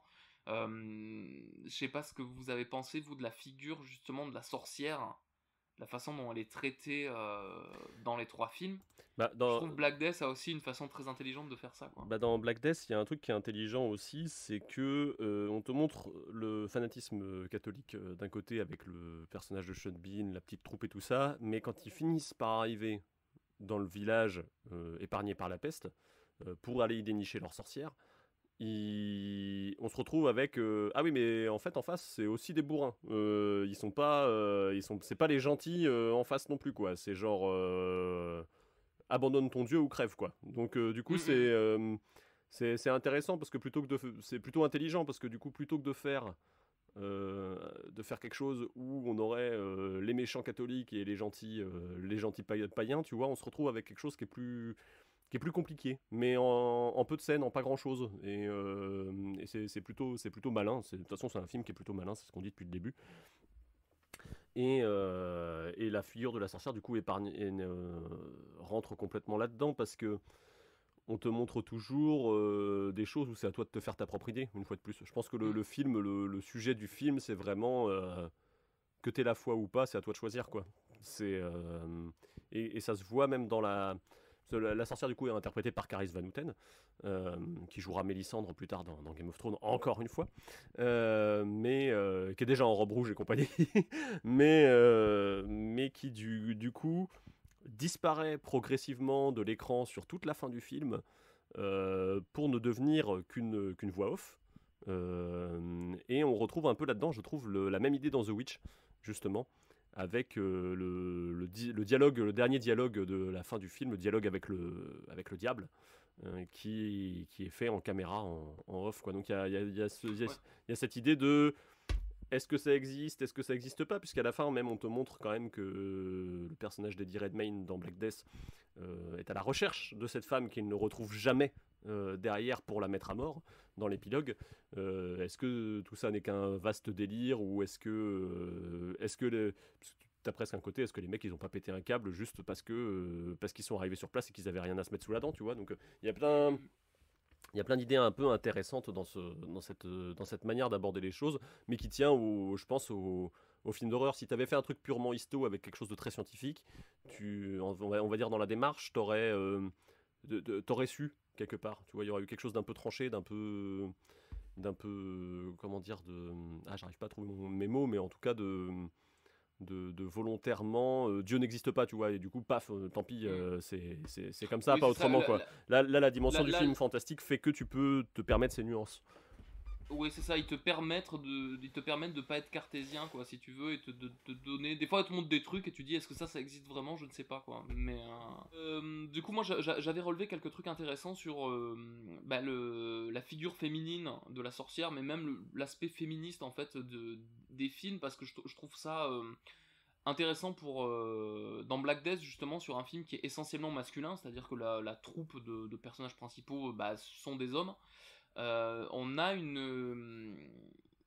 un parti pris qui est très discret, parce que c'est pas le parti pris essentiel du film, qui est de nous montrer des femmes, dès qu'on les voit, en fait, elles sont actives et elles travaillent. Il y a ça, moi, qui m'a marqué, c'est-à-dire que quand ils arrivent dans cette espèce de village, alors eux, ils sont armes au poing, essayant de savoir ce qui se passe, toutes les femmes qui nous sont montrées, c'est ou des figures apeurées qui essaient de se planquer, ou au contraire, on a une herboriste, du coup, qui va se révéler être l'antagoniste principale, et donc la sorcière. On a des lavandières, on a des nanas qui bossent, quoi, en fait. Et je trouvais justement cette représentation-là assez intéressante. Je sais pas ce que vous en avez pensé. Il y a quelque chose qui est intéressant, ouais, dans ce que tu dis, et même dans la manière dont les femmes sont présentées dans le film, c'est-à-dire que on préfère qu'elles se taisent, quitte à les tuer, plutôt que de les laisser s'exprimer, quand même, aussi en parallèle. C'est-à-dire que Sean Bean, quand on a la scène où il va chlasser la sorcière, c'est aussi une manière de la mettre au silence, tu vois. Quand on va avoir le personnage d'Eddie Redmayne, le choix qu'il va faire à la fin, qui va se révéler être dans la droite ligne de son mentor, qui va être Sean Bean, du coup, ça va être de tuer l'amour de sa vie, plutôt que de se rendre compte que son monde n'existe pas. Et c'est ça qui lui rend le discours du personnage de Caris Van Houten insupportable, et qui va faire que derrière il va essayer de la traquer tout le reste de sa vie, tu vois. Donc il y a quand même cette idée aussi de retournement de situation. Vous êtes dans un monde d'hommes, mais si vous laissez parler les femmes, vous allez vous rendre compte que vous vivez dans une illusion, quoi. Et du coup c'est tout en sous-texte, c'est pas affirmé bourrinement en face de toi, et une fois de plus, dans les images, il y a un peu de ça aussi. C'est-à-dire que ce monde dans lequel les hommes vivent et qui les nourrit, c'est essentiellement les femmes qui font le boulot, en fait, pour les nourrir. S'il y a quelque chose sur la table, c'est pas grâce à eux qu'ils se baladent avec leurs épées. Après, peut-être on peut passer... Enfin, c'est vrai que dans Season of the Witch, par contre... on peut dire que les femmes, enfin, dans mon souvenir, sont encore moins présentes que dans Black Death. Ouais, et puis pour ce qu'elle est présente, il y a quand même un truc... moi, je trouve qu'il y a quelque chose qui est un peu gênant dans le fait de dire qu'il y a une femme, et en plus, les personnages masculins ont raison, parce qu'à la fin, elle est le diable, tu vois. Ouais, c'est ça, complètement. C'est vrai que là, il y a un petit moment gênant, moi, je trouve, à ce moment-là, dans le... C'est un peu pour ça qu'on l'avait choisi aussi. Faut pas se leurrer, c'était un peu notre contrepoint sur le sujet, de dire que Season of the Witch, il y a quand même ce truc un peu gênant dans une production hollywoodienne de montrer ça. C'est sûr, le projet se montrait plus aujourd'hui, mais voilà, il y a un truc. Disons que oui, dès le départ, mais même dans des scènes pré-génériques, il y a une volonté de dire les sorcières existent. Et de jamais remettre ça en question, en fait, complètement, quoi, tu vois. Et du coup, pour le coup, il y a un regard masculin tout le long du film, et qui à aucun moment remis en question, et qui à aucun moment est nuancé, en fait. Là, dans Season of the Witch, les femmes sont soit maléfiques, on va dire, soit elles sont vraiment innocentes et Ouais, il faut aller les sauver avec notre grosse épée, quoi. C'est un peu ça. D'ailleurs, la fin du film est d'une nullité absolue, c'est-à-dire que on a du coup Claire Foy qui incarne comme elle peut la sorcière pendant tout le long tout le long du truc. Il se révèle que c'est un démon, donc là c'est parti Pazuzu en 3D, PlayStation 2 Powa, quoi. Et à la fin, on sait pas pourquoi, ils se sont dit, attends, mais on va faire un truc comme si en fait la nana, elle avait été possédée par le démon, et du coup, à la fin, c'est bon, elle est sauvée, quoi, tu vois. Et t'as vraiment ce truc-là à la fin de la petite jeune fille, c'est oh là là, vous m'avez sauvé du démon ou quoi, alors que quand tu le présentes comme ça, t'es juste là à te dire, bah merde, moi j'ai pas envie d'avoir le point de vue d'un espèce de chevalier croisé avec la coupe de cheveux de Nicolas Cage, même si j'adore Nicolas Cage, j'ai plutôt envie d'avoir le point de vue d'une nana qui est possédée par le démon, tu vois, et qui, je trouverais ça génial, quoi. Et en fait, là aussi, t'as un truc qui est un peu... C'est tristouille, quoi, quand tu vois le film. Pouah. Ouais, et puis le final, le personnage de Nicolas Cage meurt, tu sais, c'est comme s'il fallait qu'il y ait une nuance dans le truc. Son personnage meurt parce qu'il faut qu'il y ait une nuance, mais dans les faits, il gagne parce qu'il a lu la Bible en latin, tu vois. Et du coup, il y a quand même un truc... On est sur le, je trouve, le véhicule... Le véhicule de cliché sur le Moyen-Âge, un peu, pour le coup, là-dessus... et sur la sorcière, et ouais, c'est un peu la fête, quoi. T'as vraiment tout qui est condensé dans tout ce que tu peux te représenter de clichés sur la peste, le Moyen-Âge, la figure de la sorcière, c'est dedans, quoi, un peu, quoi. T'as un package. Et c'est dommage parce que le film aurait pu être meilleur sans doute, mais bon. Peut-être le film aurait été meilleur en ayant peut-être plus un regard sur lui-même. Parce que visuellement, moi je le trouve pas dégueu vraiment. Il y a un début, à la fin il y a un début, parce qu'il y a quand même Nicolas Cage qui boite des moines zombies qui font une espèce de kung-fu. Ça, on se dit, ah, intéressant, c'est dommage que ça arrive dans les 10 dernières minutes, ça serait arrivé dès le départ. Ouais, je pense qu'on avait un champion, quoi. Et après, c'est un peu bizarre parce qu'il y a un côté, cette scène, elle arrive à la fin et elle vient chercher le nom de la rose, quoi. Oui, il y a des moines morts face à des pupitres avec des bouquins devant eux et genre ils sont morts à cause du livre. T'es là, ah oui, bah, c'est bien. Merci Umberto Eco, quoi. Tu vois, ça... le nom de la rose, il a aussi influencé Black Death, ouais. Dans un des points de vue de parti pris justement de Christopher Smith, le réalisateur. Il y a juste une envie peut-être de renvoyer à une noirceur très romanesque aussi, hein, qui est dans le nom de la rose, en fait. Dans un cas, c'est réussi, dans l'autre, c'est un peu pas fou. T'as vu comme il se retient de dire, oh, c'est un peu de la merde quand même. Et du coup, dans The Witch, on va avoir une autre version de la sorcière. Sachant que dans The Witch, n'est pas écarté la possibilité que tous les personnages soient en train de se faire un trip à cause de l'ergot de seigle. Du coup, il y a quand même cette idée de... Quand on parlait de chacun croit un peu ce qu'il veut, si tu as envie de croire que les personnages sont drogués, tu peux. Si tu as envie de croire qu'il y a vraiment un démon, tu peux. Si tu as envie de croire que tout le monde fabule, tu peux. Parce que l'isolement fait que tu te retrouves à croire un peu tout et n'importe quoi. Et tu peux aussi. Donc il y a quand même... il fait le choix de pas trop donner de réponse. Et en même temps de présenter, on en a déjà parlé, mais l'émancipation de ce personnage qui est le personnage de Thomasine, qui dans la scène finale, je trouve que on peut peut-être parler de la dernière scène, elle intervient après que le personnage se soit endormi, et du coup je trouve que je sais pas à quel point, tu vois, est-ce qu'elle existe vraiment cette dernière scène, tu vois, ou est-ce que c'est juste dans son imagination.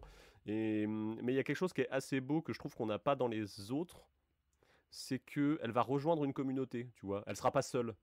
Oui, puis il y a une élévation aussi. C'est ça. Il y a ce truc-là qui est assez intéressant. Après, le film, dans son montage, notamment à la fin, le montage devient très elliptique. C'est-à-dire qu'on te montre peut-être des personnages après avoir fait certaines actions, mais tu les vois pas directement. Du coup, la fin, je pense qu'elle laisse vraiment une interprétation. Moi, en revoyant le film, il y a aussi ça que je me suis dit, c'est que tu peux aussi interpréter... les personnages comme étant, tu vois, éventuellement possédés par des trucs aussi. Enfin, t'as vraiment quelque chose de beaucoup plus sous-jacent, et beaucoup plus un film qui, mais volontairement, te laisse un parti pris d'interprétation, en fait, The Witch, je trouve. Il y a une élévation autant physique que psychologique. Oui, parce que... Il y a une libération aussi. Il y a une libération de... En fait, le personnage tout le long du film, Thomasine, du coup, qui est cette jeune femme ado, elle est... Enfin, ado, elle a 16 ans, je crois, dans le truc. Elle est pressurisée complètement par sa famille et par ce milieu patriarcal, mais en fait, il n'y a pas que son père qui la pressure. T'as tout le... Le casting est formidable, parce que le choix des acteurs est absolument génial. Il y a sa mère qui a une tête... Enfin, elle fait peur. t'as son petit frère et sa petite sœur qui ont pareil, t'as juste envie de les... Enfants démoniaques, quoi, tu vois. Il y a vraiment tout vraiment qu'il a pris sur, et à la fin, même si la libération, elle est extrêmement dure, entre guillemets, parce qu'on est aussi dans un film de genre et un film d'horreur, t'as quand même une libération, quoi. T'as quand même une émancipation, et je trouve que, ouais, ce film-là est très très intéressant, quoi. Et pareil, il utilise la figure de la sorcière de façon très... Enfin, tu vois, je m'attendais pas à voir le film renvoyé à Blanche-Neige, par exemple, dans son imaginaire et dans le... Mais ça, je trouve que c'est intéressant parce que chaque fois que la sorcière apparaît, elle apparaît pour un personnage précis. Et du coup, elle prend des formes un peu multiples. Alors, moi, je sais qu'au moment où il y a eu la sorcière type Blanche-Neige, je me suis dit, est-ce que ça, c'est pas un peu nul, tu vois? Et en fait, parce que c'est un peu cliché quelque part de faire apparaître ce personnage dans sa cape rouge et tout ça. Et je me suis dit bon, bah allez, pourquoi pas, en avant. Et derrière, je trouvais que ça allait mieux parce que tout le monde se représente à un moment la sorcière d'une façon différente, quoi. Puis la sorcière renvoie à chaque fois à leur, je sais pas, à leur identité ou à leur désir les plus profonds. C'est-à-dire que l'aîné des garçons, quand il voit la sorcière, ouais, mais c'est une espèce de péché de chair, on va dire. Ah bah lui, il est un peu obsédé par sa sœur. Voilà. Dès qu'il y a un bout de peau, donc il y a déjà ce truc un peu malsain, quoi. Mais voilà. Le père, il meurt, mais il meurt écrasé par un tas de bois, en fait, qui coupe pendant tout le film. Ça, c'est génial. Ça, c'est vraiment génial. Il y a ce truc-là parce qu'on sent aussi un mec qui veut gérer sa famille dans la figure du père et qui, en fait, n'y arrive pas bien. Et dès qu'il est stressé, on le voit qu'il coupe du bois. Et à un moment, on voit ce tas de bois. Il a un tas de bois de bûches qui est plus grand que la baraque, t'as l'impression. Ouais, je sais pas, il y a l'idée aussi, je pense qu'ils sont partis vivre dans la forêt et finalement la forêt les écrase, tu vois, à la fin. Tu peux mettre tout un tas de symboliques derrière. Mais voilà, la mère qui meurt, qui se fait picorer le sein par le corbeau. Les enfants qui meurent finalement dans la bergerie, si on peut dire, quoi. La bouquerie. La bouquerie. Faut qu'on parle du bouc aussi. Bah, ce film-là, il a en termes d'imaginaire qu'il réutilise, il y a cette figure. On l'a souvent vu sur des gravures, je pense, et d'attribuer, tu sais, la figure du diable avec le bouc, quoi, vraiment. Et justement, il y en a le bouc qui, pour le coup, joue le mieux du cinéma, quoi. Il est vraiment extrêmement étrange, et il y a toute une je sais pas, une mythologie même dans le film autour de ce bouc.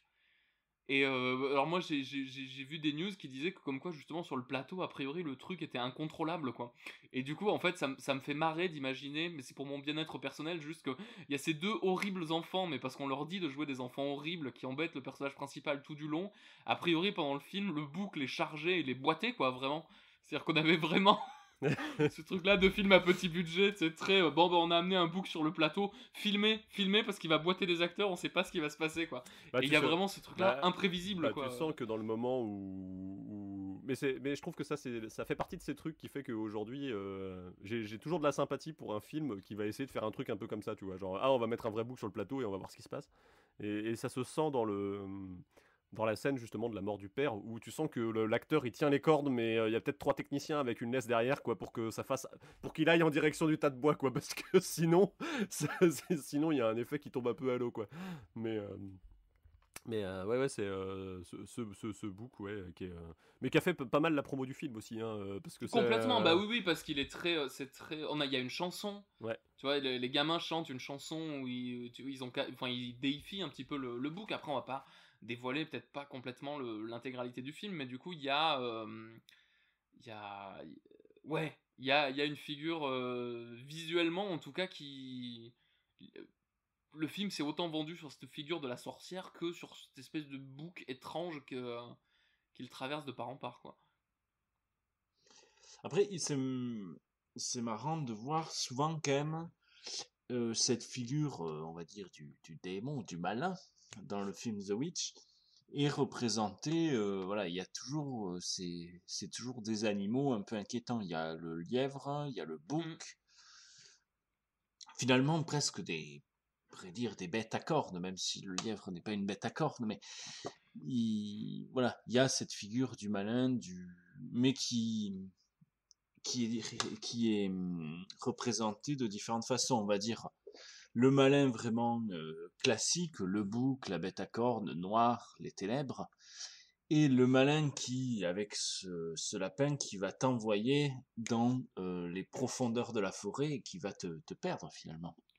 Mais ça, je pense que ça rejoint peut-être ce que disait Christophe aussi d'une idée peut-être de la nature, en fait, même en soi, et de l'environnement naturel qui est menaçant envers les personnages. Et ça, c'est peut-être une thématique très américaine aussi, parce que dans le film, c'est des colons, en fait, quoi. Le film expulse vraiment sa période historique, on voit quand même, tu vois, il y a 2-3 Indiens, par exemple, au tout début du film, je sais pas si vous vous rappelez de ça, quand ils partent de la colonie de Plymouth, là.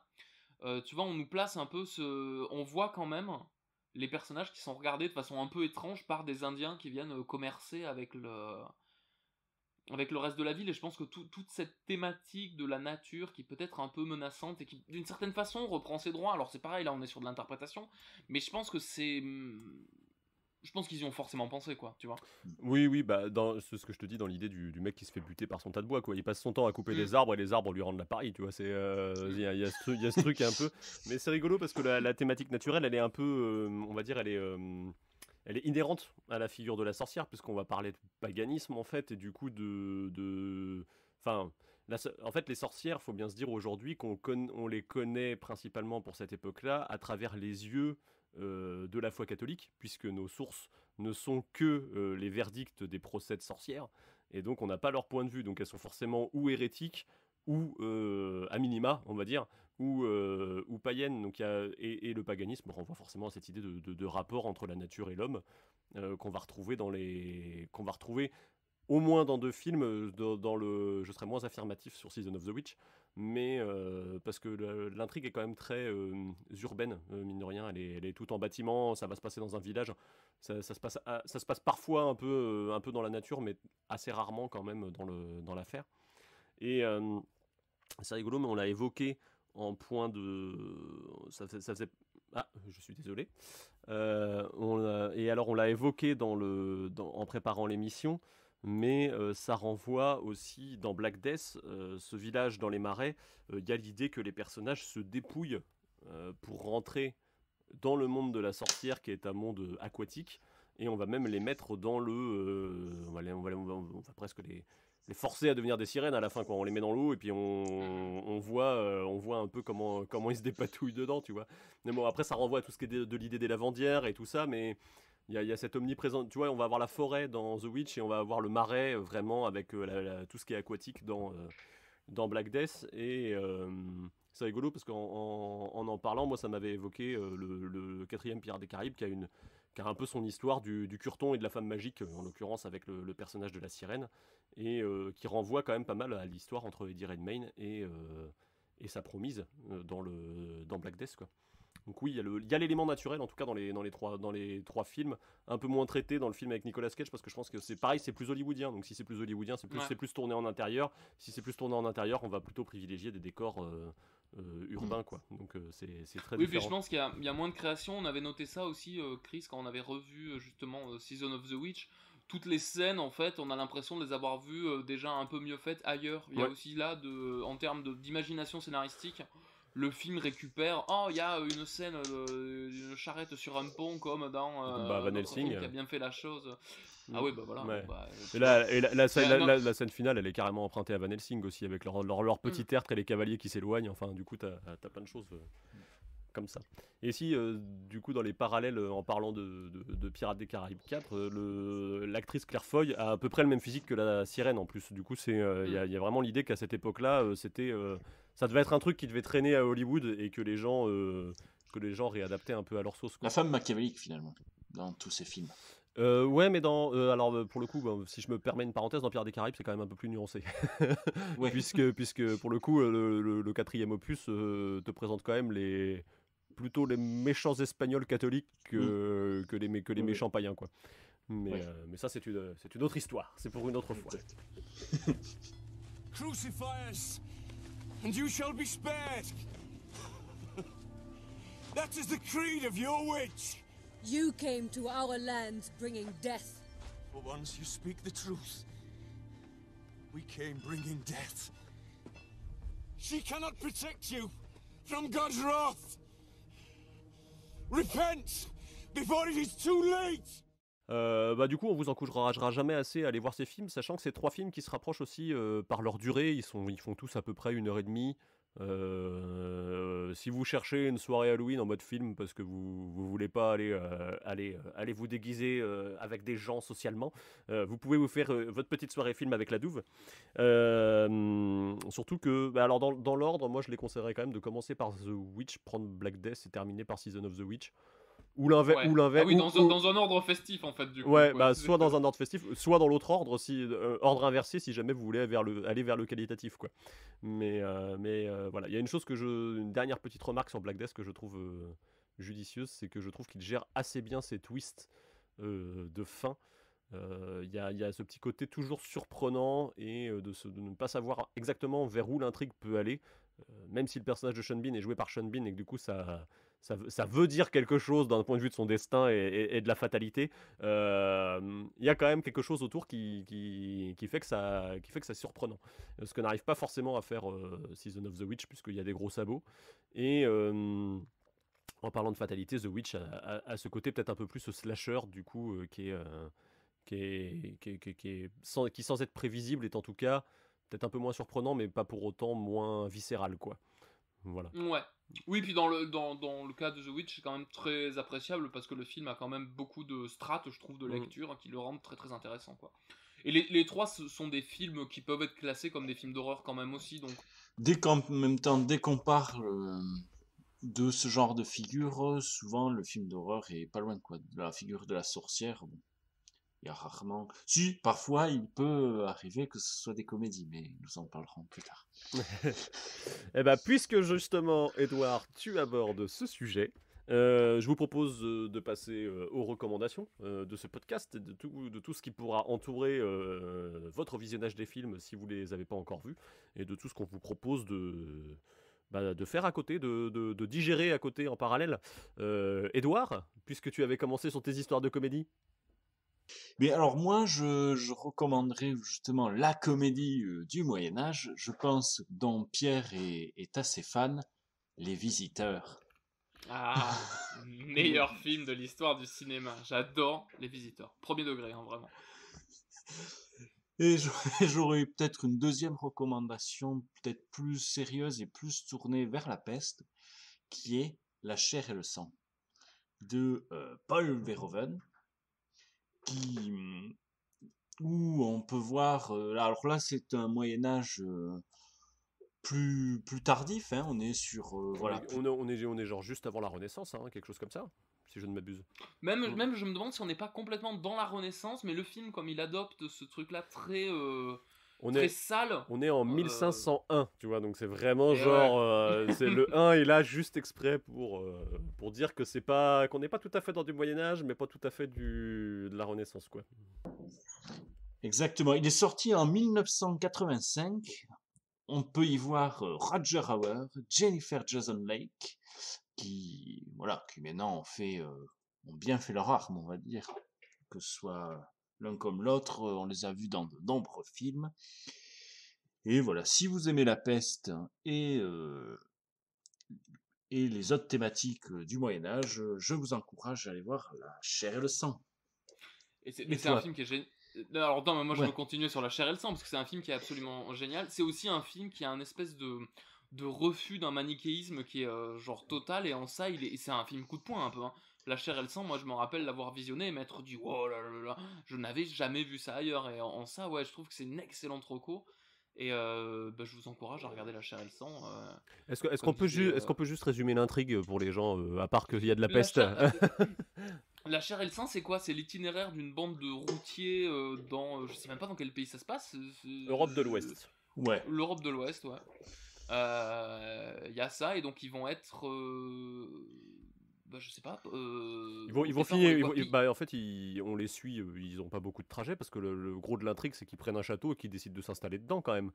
C'est ça, ouais. Et ils décident envers et contre tout. On n'est pas vraiment des seigneurs, on n'est pas vraiment. Mais nous, on va vivre là, quoi. Donc il y a cette espèce de truc un peu punk, on va dire c'est un espèce de squat médiéval finalement. Mais c'est complètement ça, parce que C'est- les personnages, c'est une enfilade de personnages qui sont, pour leur époque, en tout cas, et même maintenant un peu, hein, tu vois, d'une certaine façon, complètement marginaux. Euh,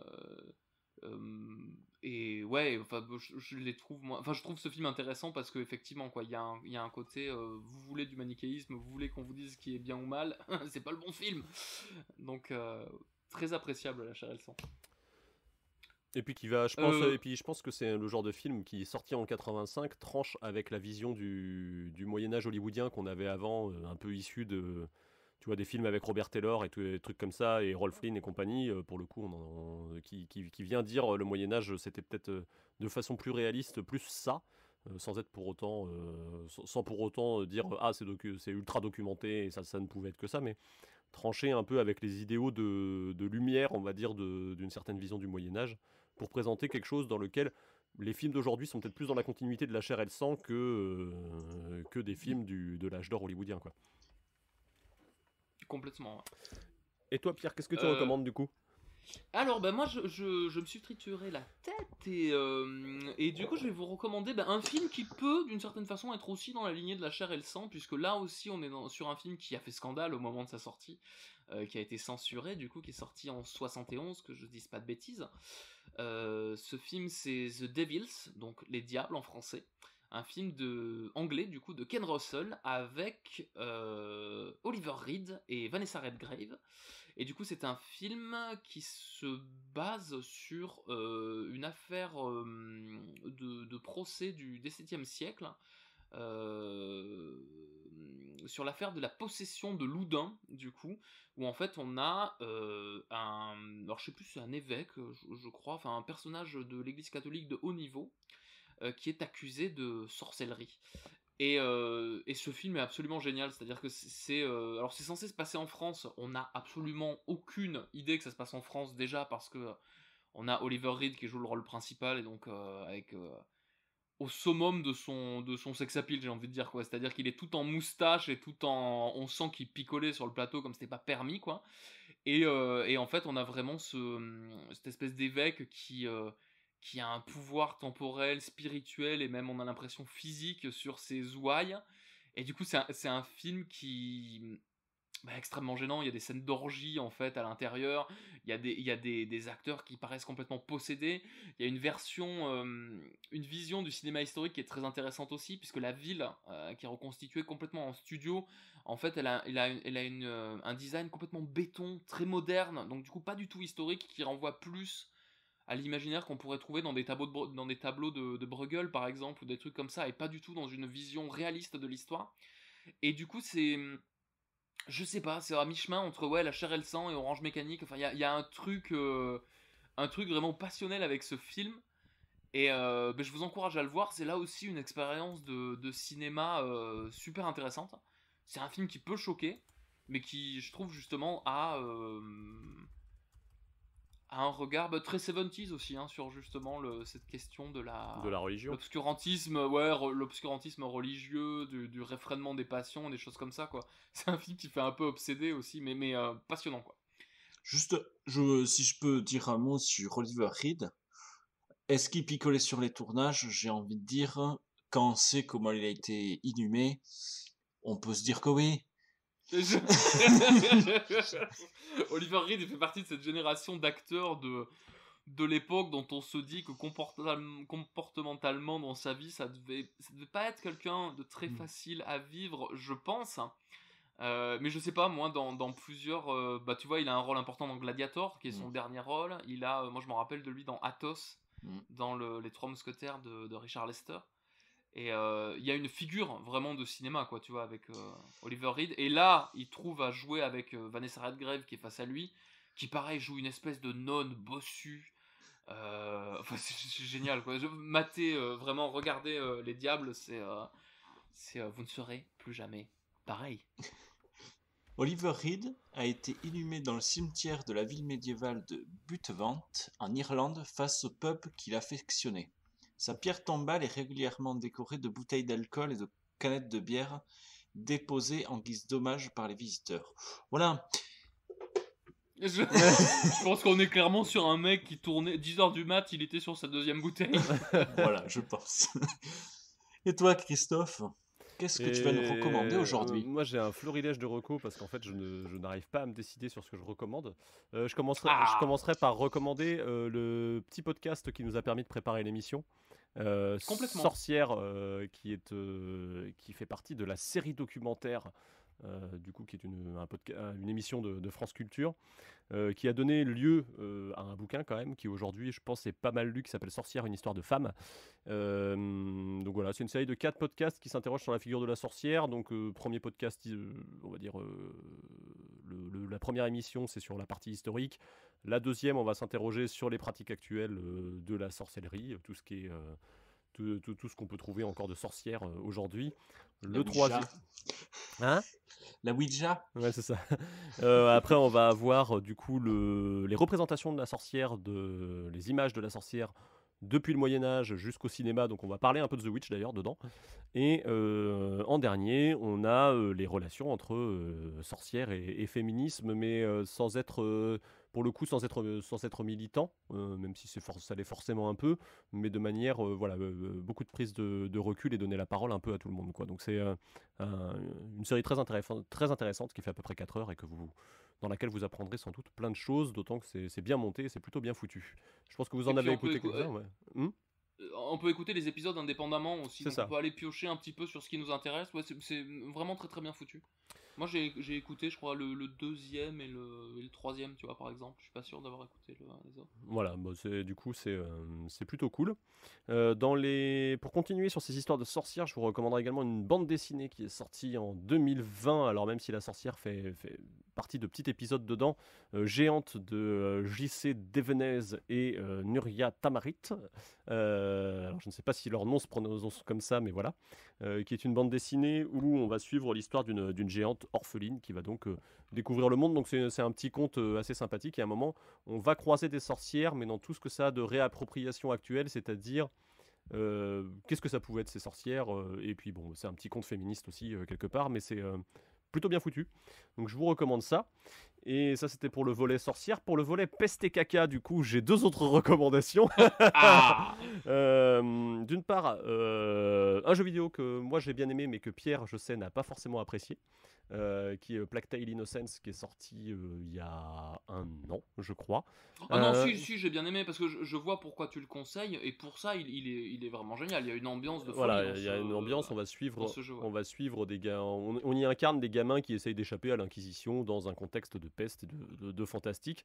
Un travail qui est assez formidable, parce que d'autant que pour le coup, c'est fait par un studio français qui est pas énorme, jeu qui a rencontré un certain succès, dont un autre épisode est en préparation, mais ça sera sous un format, on va dire, on retrouvera pas ces personnages-là, quoi. Ça sera Plague Tale quelque chose, donc ça se passera encore pendant la période de la peste, mais dans une autre région avec une autre intrigue. Donc voilà, en plus c'est un petit jeu qui vous prendra quoi, entre 10 et 15 heures peut-être. Donc très narratif. Moi j'avoue, je n'aime pas les jeux pour le gameplay, j'aime les jeux qui me racontent des histoires, et celui-là, j'étais plutôt content. Ça parlait un peu à mon côté Playmobil aussi, avec les gamins le fait d'incarner des gamins et d'avoir des moments de respiration dans tout ce truc un peu oppressant, où on va juste faire des cabanes. Ça m'a plu, quoi. Voilà. Eh ben moi j'ai pas aimé, parce que justement j'aime bien les jeux narratifs et j'aime pas les jeux avec du gameplay comme toi. Du coup on n'est pas d'accord sur le...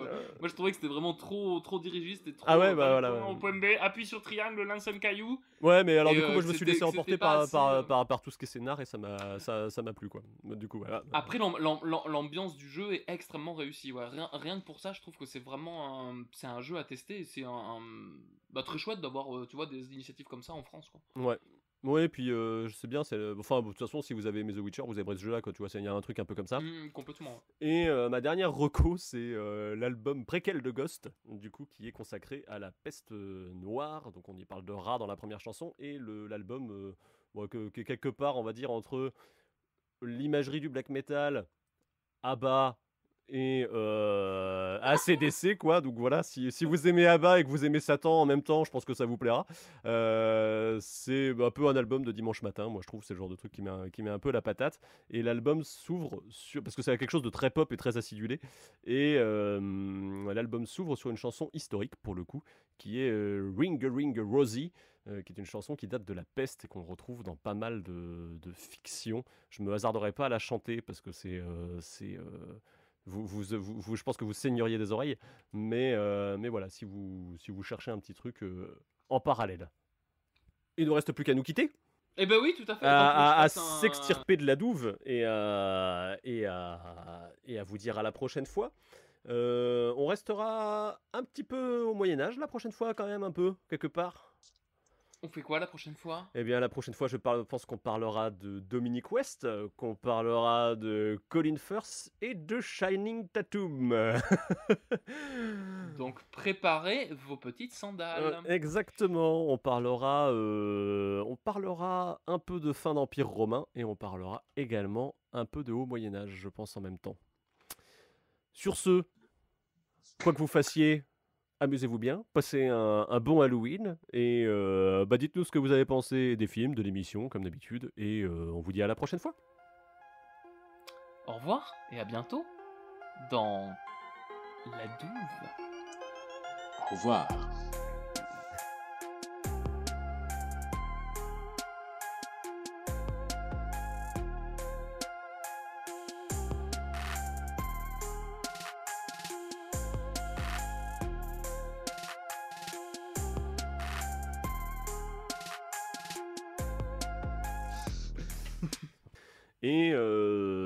Et on va s'intéresser à la figure de la sorcière, comme mon ami Pierre Hudren.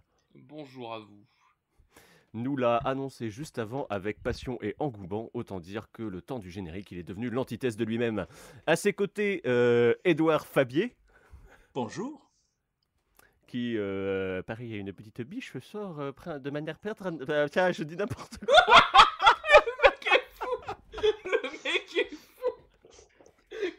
Il est dans l'état, tu sais, où je vais faire du sport le matin. C'est-à-dire que tu te réveilles vraiment, t'es là, mais je suis en train de courir, bordel, qu'est-ce qui se passe?